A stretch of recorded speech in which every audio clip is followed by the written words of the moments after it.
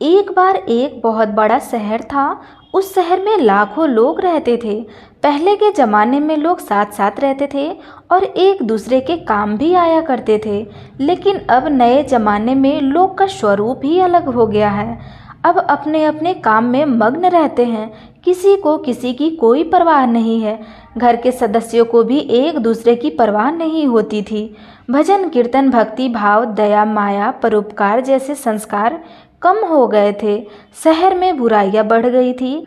चोरी डकैती आदि बहुत से अपराध शहर में होते थे। कहा जाता है कि हजारों निराश में एक आशा की किरण जरूर छुपी हुई होती है। इसी तरह इतनी सारी बुराइयों के बावजूद भी शहर में कुछ लोग अच्छे भी रहते हैं। ऐसे लोग में भी शीला और उनके पति की गृहस्थी मानी गई थी। शीला धार्मिक प्रवृत्ति की थी और संतोषी महिला थी। उसका पति भी विवेकी और सुशीला था। सुशीला और उसका पति बहुत ईमानदार से जीवन बिताते थे। वे किसी की बुराई नहीं करते थे और प्रभु भजन में अच्छी तरह अपना समय बिताते रहते थे। उनका गृहस्थ जीवन आदर्श गृहस्थी मानी जाती थी और शहर के सभी लोग उनकी गृहस्थी की सराहना भी करते थे। शीला का गृहस्थ जीवन इस प्रकार हंसी और खुशी से चल रहा था। पर कहा जाता है ना कि कर्म की गति अटल है। विधाता के लिखे लेख को कोई नहीं समझ सकता। इंसान का नसीब पल भर में राजा को रंक और रंक को राजा बना देता है। शीला के पति को पूर्व जन्म के कर्म भोगने बाकी रह गए होंगे कि वह बुरे लोगों से दोस्ती कर बैठा। वह जल्द से जल्द करोड़पति होने के सपने देखने लगा। इसलिए वह गलत रास्ते पर चल निकला और करोड़पति होने के बजाय रोड़पति बन गया। रानी रास्ते पर भटकते भिखारी जैसी उसकी स्थिति हो गई थी। शहर में शराब जुआ चेस चरस गांजा आदि बुराइयां फैली हुई थी। उसमें शीला का पति भी फंस गया और दोस्तों के साथ उसे भी शराब की आदत हो गई। जल्द से जल्द पैसा वाला बनने की लालच में वह दोस्तों के साथ जुआ और रेस भी खेलने लगा। इस तरह बचाया हुआ धन पत्नी के गहने सब कुछ उसने रेस जुए में गंवा दिया। समय के बदलाव के साथ घर में दरिद्रता और भूखमरी फैल गई। सुख के खाने बजाय 2 वक्त के भोजन के भी लाले पड़ गए और शीला को अब पति की गलतियां खाने का समय आ गया था। शीला बहुत ही सुशील और संस्कारी महिला थी।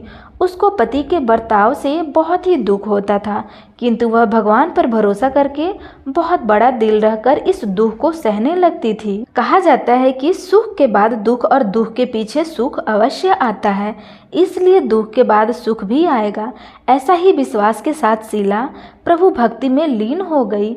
इस तरह वह असहाय दुख सहते सहते प्रभु भक्ति में ही अपना समय बिताने लगी। अचानक एक दिन दोपहर में उसके द्वार पर किसी ने दस्तक दी तो शीला ने सोचा कि मुझ जैसे गरीब के घर इस वक्त कौन आया होगा, फिर भी द्वार पर आए हुए अतिथि का सत्कार करने चाहिए। ऐसा आर्य धर्म के संस्कार वाली शीला ने खड़े होकर द्वार खोला तो देखा एक माजी खड़ी थी। वे उम्र में बड़ी लगती थी, किंतु उनके चेहरे पे अलौकिक तेज दिख रहा था। उनकी आंखों में से मानो अमृत बह रहा हो। उनके भव्य चेहरे से करुणा और प्यार झलक रहा था। उनको देखते ही शीला के मन में अपार शांति छा गई। वैसे शीला इस मांझी को पहचानती नहीं थी, फिर भी उन्हें देखकर उनके रोम रोम आनंद छा गया। शीला मांझी को आदर के साथ घर लेकर आई और घर में बिठाने के लिए कुछ भी नहीं था, इसलिए उन्होंने फटी चादर पर उन्हें बिठाया। माँ जी ने कहा, क्यों शीला, मुझे पहचाना नहीं? तो शीला ने शकुचाकर कहा, माँ, आपको देखते ही बहुत खुशी हो रही है, बहुत शांति मिल रही है। ऐसा लगता है कि मैं बहुत दिनों से जिसे ढूंढ रही थी आप वही हो, पर मैं आपको पहचान नहीं पाई। तब माँ ने हंसकर कहा, क्यों भूल गई? हर शुक्रवार को लक्ष्मी जी के मंदिर में भजन कीर्तन होते हैं, तब मैं भी वहाँ आती हूँ। वहाँ पर हर शुक्रवार को हम मिलते हैं। पति जब से गलत रास्ते पर चला गया तब से शीला बहुत दुखी हो गई थी और दुख के मारे अब वह लक्ष्मी जी के मंदिर में भी जाना छोड़ दी। बाहरी लोगों के साथ नज़रें मिलाने भी उसे शर्म आती थी। उसके दिमाग पर जोर दिया पर वह मांझी को याद नहीं कर पाई। तभी मांझी ने कहा कि तुम लक्ष्मी जी के मंदिर में कितने मधुर भजन गाती थी, अभी तू दिखाई नहीं देती, इसलिए मुझे लगा कि कहीं तू बीमार तो नहीं हो गई हो। यही सोचकर मैं तुमसे मिलने के लिए चली आई। माँ जी के अति प्रेम भरे शब्दों से शीला का हृदय पिघल गया। उसकी आंखों में आंसू आ गए। वह माँ जी के सामने बिलक बिलक कर रोने लगी। यह देखकर माँ जी शीला के नज़दीक आई और उसकी सिसक सिसक पर पीठ पर प्यारा सा हाथ फेरा, घर उसे सत्तावना दी। तब माँ जी ने कहा, बेटी, सुख और दुख तो धूप छांव जैसे होते हैं। सुख के पीछे दुख आता है तो दुख के पीछे सुख जरूर आता है। धैर्य रखो बेटी। और तुझे क्या परेशानी है? अपने दुख की बात मुझे सुना, तेरा मन भी हल्का हो जाएगा और तेरे दुख का कोई उपाय भी मिल जाएगा। तब माँ की बात को सुनकर शीला के मन को शांति मिली। उसने माँ जी से कहा, माँ जी, मेरी गृहस्थी में भरपूर सुख और खुशियाँ थी। मेरे पति भी सुशील थे कि अचानक हमारा भाग्य हमसे रूठ गया और मेरे पति बुरी संगति में फंस गए, बुरी आदतों के शिकार हो गए और अपना सब कुछ गंवा बैठे। अब हम रास्ते के भिखारी जैसे बन गए हैं। तब यह सुनकर माँ जी ने कहा, ऐसा कहा जाता है कि कर्म की गति न्यारी होती है। हर इंसान को अपने कर्म भुगतने ही पड़ते हैं। इसलिए बेटी, तू चिंता मत कर, अब तू कर्म भुगत चुकी है। अब तुम्हारे सुख के दिन अवश्य आएंगे। तू तो माँ लक्ष्मी जी की भक्त है। माँ लक्ष्मी जी तो प्रेम और करुणा की अवतार है। वे अपने भक्तों पर हमेशा ममता रखती है। इसलिए तुम धैर्य रखकर महालक्ष्मी जी की व्रत कर, इससे सब कुछ ठीक हो जाएगा। माँ लक्ष्मी जी का व्रत करने की सारी बातें सुनकर शीला के चेहरे पर एक चमक सी आ गई। उसने माँ जी से पूछा, माँ, लक्ष्मी जी का व्रत कैसे किया जाता है? वह मुझे समझाइए, मैं यह व्रत अवश्य करूँगी। माँ जी बोली, बेटी, लक्ष्मी जी का व्रत बहुत सरल है। उसे वर लक्ष्मी व्रत या वैभव लक्ष्मी व्रत भी कहा जाता है। यह व्रत करने वाली सभी मनोकामनाएं पूर्ण होती है। वह सुख संपत्ति और यश से प्राप्त करता है। ऐसा कहकर के माँ जी वैभव लक्ष्मी व्रत की विधि बताने लगी।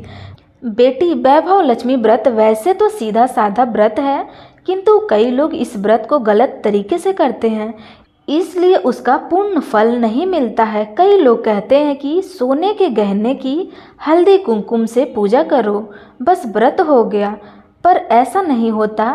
कोई भी व्रत शास्त्रीय विधि से करना चाहिए, तभी उसका फल मिलता है। और सच्ची बात यह है कि सोने के गहने का विधि से पूजन करना चाहिए। व्रत की उद्यापन विधि भी शास्त्रीय विधि से करनी चाहिए। यह व्रत शुक्रवार को करना चाहिए। प्रातःकाल स्नान करके साफ स्वच्छ वस्त्र पहने और सारा दिन माँ लक्ष्मी का स्मरण करते रहें। किसी की शिकायत नहीं करनी चाहिए।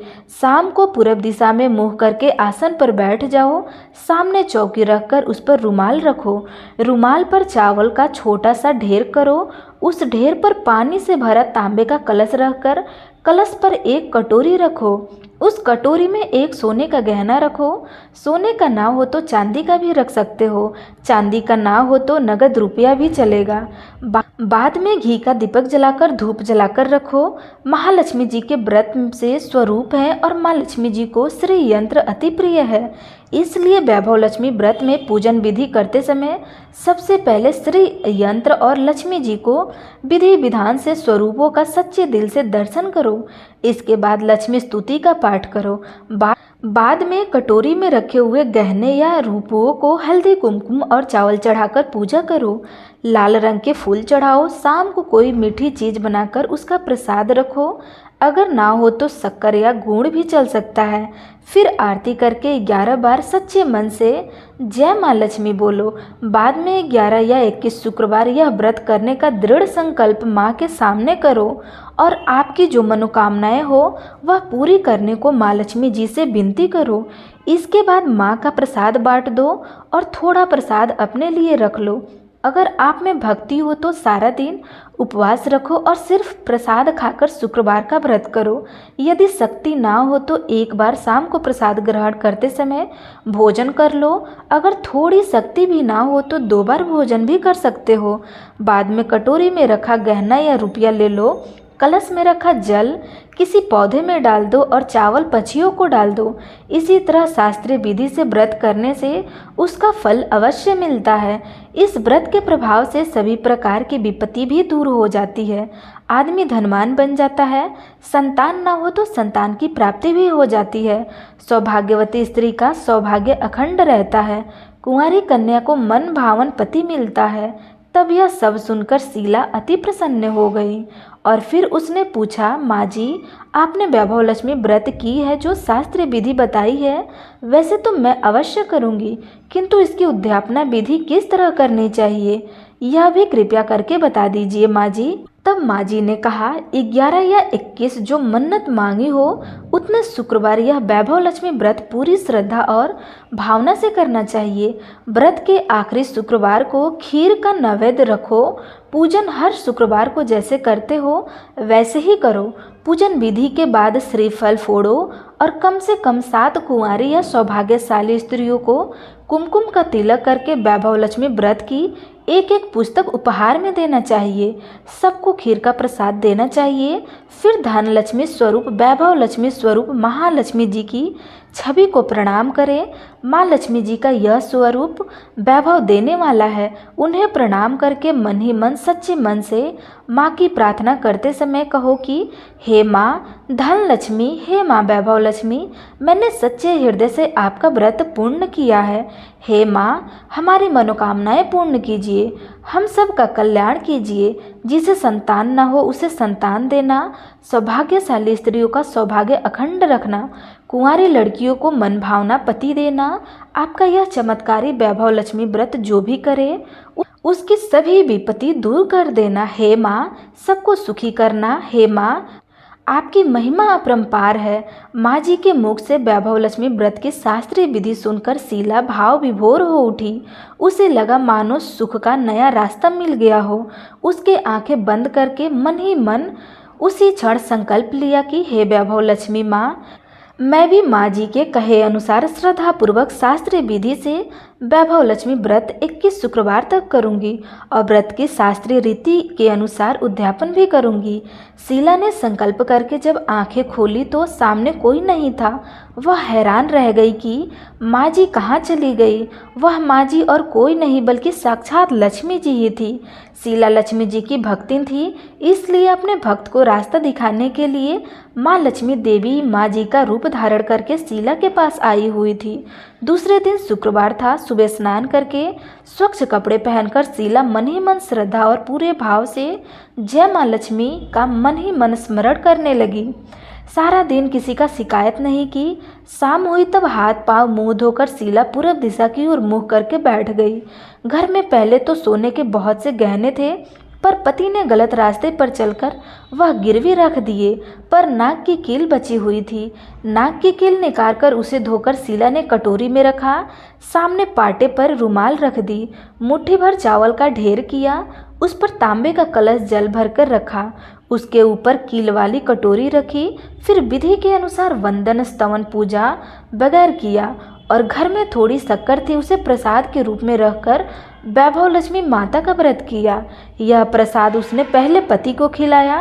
प्रसाद को खाते ही पति के स्वभाव में फर्क हो गया। उस दिन उसने शीला को मारा नहीं, सताया भी नहीं। शीला को बहुत आनंद आया। उसके मन में वैभव लक्ष्मी व्रत के प्रति श्रद्धा बढ़ गई। शीला ने पूर्ण श्रद्धा भक्ति से 21 शुक्रवार तक व्रत किया। 21वें शुक्रवार को विधि पूर्वक उद्यापन विधि करके 7 स्त्रियों को वैभव लक्ष्मी व्रत की 7 पुस्तकें उपहार में दे दिया। फिर माता जी के धनलक्ष्मी स्वरूप की छवि को वंदन करके भाव से मन ही मन प्रार्थना करने लगी कि हे माँ धन लक्ष्मी, मैंने आपका वैभव लक्ष्मी व्रत करने की मन्नत मांगी थी, वह व्रत आज पूर्ण किया है। हे माँ मेरी हर विपत्ति दूर करो, हम सबका कल्याण करो। जिसे संतान न हो उसे संतान देना, सौभाग्यवती स्त्री का सौभाग्य अखंड रखना, कुंवारी लड़की को मन भावना पति देना।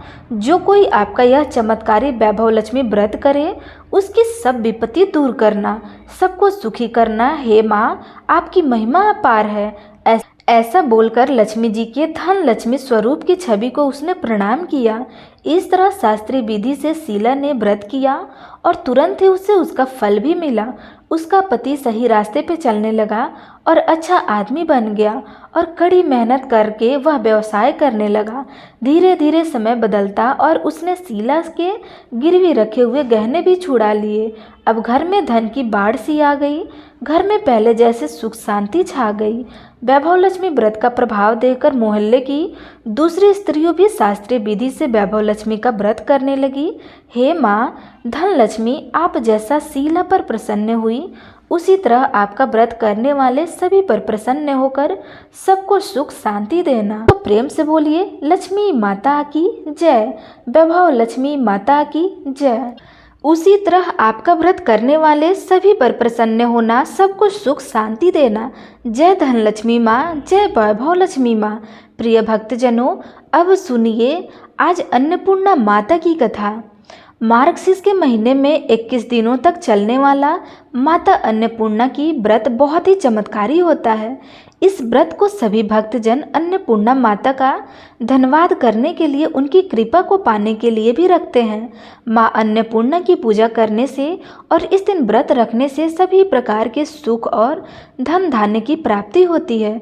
घर में कभी भी अन्न और धन की कमी नहीं रहती है।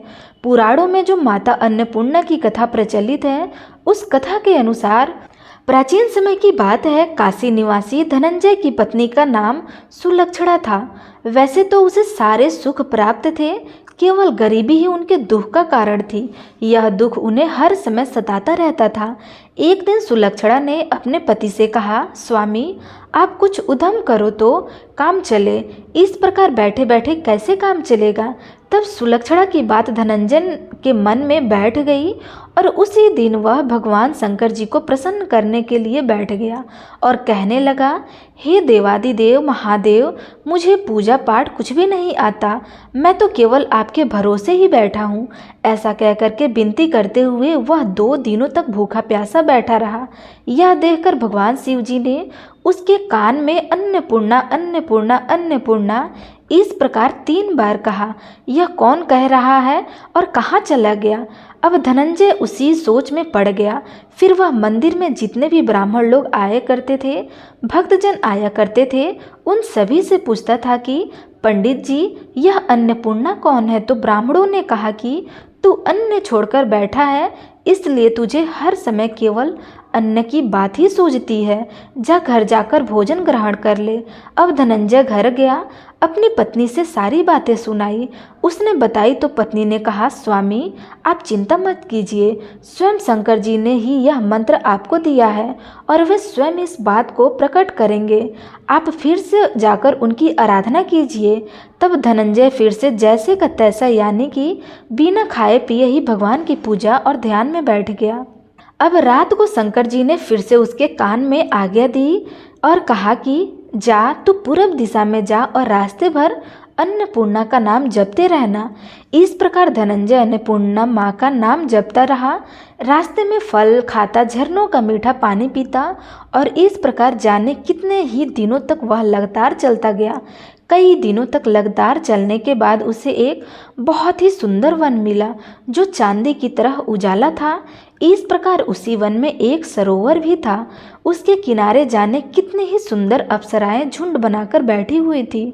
उसमें से एक कथा कहती थी और सब माँ अन्नपूर्णा इस प्रकार बार बार कहती रहती थी। वह अगन्य मास की अजियारी रात थी और उसी दिन से ही व्रत का प्रारंभ था। जिस शब्द की खोज करने वह निकला था धनंजय को उसे वही शब्द वहां भी सुनने को मिला। अब धनंजय ने हिम्मत जुटाकर सभी देवियों के पास जाकर पूछा कि हे देवियों, यह आप क्या कर रही हैं। तब उन सब ने कहा कि हम माँ अन्नपूर्णा का व्रत करते हैं। तब धनंजय ने पूछा कि इस व्रत को करने से क्या फल मिलता है, इस पूजा का विधान क्या है और क्या किसी और ने भी इस व्रत को किया है, इस व्रत को कब किया जाता है, कैसे किया जाता है, इसकी विधि क्या है, कृपया आप सभी मुझे बताइए। तब वे कहने लगे कि इस व्रत को हर कोई कर सकता है। 21 दिन तक के लिए 21 गांठ का सूत लेना चाहिए। अगर 21 दिन व्रत ना कर पाए तो केवल 1 दिन भी उपवास कर सकते हैं। अगर 1 दिन का उपवास करना भी संभव ना हो तो पूर्णिमा के दिन केवल कथा सुनकर प्रसाद ही ग्रहण कर लेना चाहिए। कथा सुनने से पहले कुछ भी ग्रहण ना करें। निराहार रहकर कथा कहे। कथा सुनने वाला अगर कोई भी ना मिले तो उसके सामने पीपल के पत्ते को रखकर या सुपारी या फिर ग्वार पाठे के वृक्ष के सामने बैठकर या दीपक जलाकर या फिर सूर्य गाय या तुलसी जी या महादेव जी को बिना कथा सुनाए मुख में दाना ना डाले। अगर भूल से कुछ मुंह में चला भी जाए तो फिर एक दिन का उपवास फिर से करें। व्रत के दिन क्रोध ना करें, झूठ ना बोले। यह कह करके धनंजय बोला, इस व्रत को करने से मुझे क्या फल मिलेगा? तब वे देवियाँ कहने लगी कि इसको करने से अंधों को आंखें मिल जाती है, लूलों को हाथ मिल जाता है, निर्धन के घर धन से भंडार से भर जाता है, बाज को संतान मिल जाती है, हे मूर्ख को विद्या मिल जाती है, और जो भी जिसकी कामना से इस व्रत को करता है माँ अन्नपूर्णा उनकी सभी इच्छाएं पूर्ण करती हैं। तब धनंजय ने कहा कि बहनों, मेरे पास भी धन नहीं है, विद्या नहीं है, कुछ भी तो नहीं है। मैं तो दुखी ब्राह्मण हूँ। क्या मुझे इस व्रत का डोरा देगी? तो देवियों ने कहा, हाँ भैया, तेरा कल्याण हो, हम तुझे डोरा देंगे। लो, इस व्रत का डोरा लो। फिर धनंजय ने डोरा लेकर के व्रत पूर्ण किया। जब व्रत पूर्ण हुआ तब सरोवर में से 21 खंड की सोने की सीढ़ियाँ हीरे मोती जड़ी हुई प्रकट हुई। धनंजय जय अन्नपूर्णा कहता हुआ आता। इस प्रकार जाने कितनी ही सीढ़ियाँ वह नीचे उतर गया। जब नीचे उतरा तो उसने देखा कि करोड़ों सूर्य के प्रकाशमय माँ अन्नपूर्णा का मंदिर है। उसके सामने सोने के सिंहासन पर माँ अन्नपूर्णा विराजमान है और सामने भिक्षा के लिए शंकर भगवान खड़े हुए हैं। देवंगनाएं चरण डुला रही हैं, कितने ही हथियार बांधकर पहरा दे रहे हैं। धनंजय दौड़कर माँ अन्नपूर्णा के चरणों में गिर गया। देवी उनके मन का दुख जान गई। धनंजय बोला, माँ, आप तो अंतर्यामी हो, आपको अपनी दशा क्या बताऊं? माँ कहने लगी, तूने मेरा व्रत किया है, जा, संसार तेरा सम्मान करेगा। तब माँ अन्नपूर्णा ने धनंजय की जीवा पर बीज मंत्र लिख दिया। अब तो उसे रोम रोम में विद्या प्रकट हो गई। इतने में ही धनंजय ने देखा कि वह तो अपने घर के सामने खड़ा हो गया। अब वह घर आ गया। माँ अन्नपूर्णा का वरदान अपने साथ लेकर आया। अपनी पत्नी से उसने सारी बातें कही। माँ अन्नपूर्णा की कृपा से उसके घर में सुख और संपत्ति का धन सा भंडार भर गया। छोटा सा घर बहुत बड़ा हो गया। जैसे शहद के छत्ते में सैकड़ों मधुमक्खियाँ जमा होती है, उसी प्रकार अनेक सगे संबंधी उसके घर आकर उसकी तारीफें करने लगे और बोलने लगे, इतना धन और इतना बड़ा घर, सुंदर संतान नहीं तो इस कमाई का कौन भोग करेगा? सुलक्षणा की कोई संतान तो नहीं, इसलिए तुम दूसरा विवाह कर लो। मन ना होते हुए भी धनंजय को दूसरा विवाह करना पड़ा और सती सुलक्षणा को सौतन का दुख उठाना पड़ा। इस प्रकार दिन बीतते गए। फिर अगले साल अगहन का महीना आया। सुलक्षणा ने अपने नए बंधन से बंधे हुए पति से कहलवाया कि हम इस व्रत के प्रभाव से ही सुखी हुए हैं, इसलिए किसी भी प्रकार इस व्रत को छोड़ना नहीं चाहिए।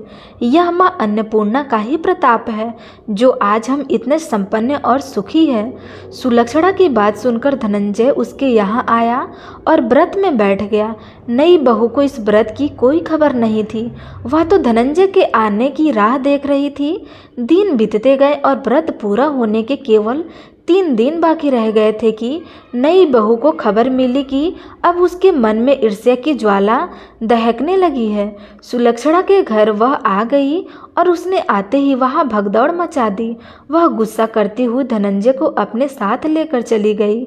नए घर में धनंजय को थोड़ी देर के लिए नींद आ गई। उसी समय नई बहू ने उसके हाथ में बंधा हुआ सूत तोड़कर आग में फेंक दिया। अब तो माँ अन्नपूर्णा क्रोध से जाग उठी। घर में अचानक आग लग गई। सब कुछ उस आग में जलकर खाक हो गया। सुलक्षणा जान गई और पति को फिर अपने घर ले आई। इधर नई बहू रूठ अपने पिता के घर जा बैठी। पति को परमेश्वर मानने वाली सुलक्षणा बोली, नाथ, घबराना नहीं, माँ की कृपा तो अलौकिक है। पुत्र कुपुत्र हो जाता है, लेकिन माँ कुमाता कभी नहीं होती है। अब आप श्रद्धा और भक्ति से माँ अन्नपूर्णा की आराधना शुरू कर दो, वह जरूर आपका कल्याण करेंगी। अब धनंजय फिर से माँ अन्नपूर्णा की पूजा करने लगा। उसी प्रकार उससे पूजा की। फिर से वही सरोवर सीढ़ी प्रकट हुई। उसमें वह माँ अन्नपूर्णा का नाम लेकर उतर गया। वहां जाकर वह माँ के चरणों में रोने लगा। माँ प्रसन्न होकर बोली, ले, यह मेरे सोने की मूर्ति ले, तू उसकी पूजा करना तो फिर से सुखी हो जाएगा। जा, तुझे मेरा आशीर्वाद है। तेरी पत्नी सुलक्षणा ने श्रद्धा से मेरा व्रत किया है, उसे मैंने पुत्र दे दिया है। धनंजय ने आंखें खोली तो फिर से अपने आप को घर के आगे पाया। वह अपने घर के अंदर आया। इधर सुलक्षणा को दिन चढ़े वह गर्भवती हो गई। 9वां महीना पूरा होते ही उसके घर में पुत्र का जन्म हुआ। गांव में आश्चर्य की लहर दौड़ गई। उसके घर में फिर से सुख और संपत्ति का भंडार भर गया। सभी लोग माँ अन्नपूर्णा को मनाने लगे। उसी प्रकार उसी गांव में निसंतान सेठ ने भी अन्नपूर्णा माता का व्रत किया, जिसके प्रभाव से उसके घर में भी पुत्र हुआ। तब उसने माँ अन्नपूर्णा का विशाल मंदिर गांव में बनवा दिया।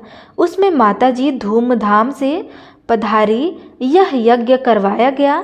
धनंजय को उसी मंदिर के आचार्य पद का दे दिया गया। इसी प्रकार उसी गांव में निसंतान सेठ ने भी अन्नपूर्णा माता का व्रत किया, जिसके प्रभाव से उसके घर में भी पुत्र हुआ। तब उसने माँ अन्नपूर्णा का विशाल मंदिर बनवा दिया। उसमें माता जी धूमधाम से पधारी। यज्ञ करवाया गया और धनंजय को उसी मंदिर के आचार्य पद को दे दिया गया। धनंजय को जीविका चलाने के लिए मंदिर का दक्षिणा और रहने के लिए बड़ा सुंदर सा भवन मिल गया। अब धनंजय अपनी पत्नी और अपने पुत्र के साथ वहां आराम से रहने लगा। माता जी के चढ़ावे में भरपूर आमदनी होने लगी। इधर नई बहू के पिता के घर डाका पड़ गया। सब कुछ लूट गया और वे गरीब हो गए। भीख मांगकर पेट भरने लगे। सुलक्षणा ने सुना तो उन्हें बुलावा भेजा। उनके अलग घर में रखवा लिया और उनके अन्न और वस्त्र का प्रबंध भी किया। धनंजय, सुलक्षणा और उसका पुत्र अब माँ अन्नपूर्णा की कृपा से बड़े आनंद से रहने लगे। हे माँ अन्नपूर्णा, जैसे आपने उनके घर में भंडार भरे, वैसे ही सबके भरना। इस कथा को कहने, सुनने और हुंकार भरने वाले के घर में कभी अन्न और धन की कमी न रहने देना। तो प्रेम से बोलिए, माता अन्नपूर्णा मैया की जय।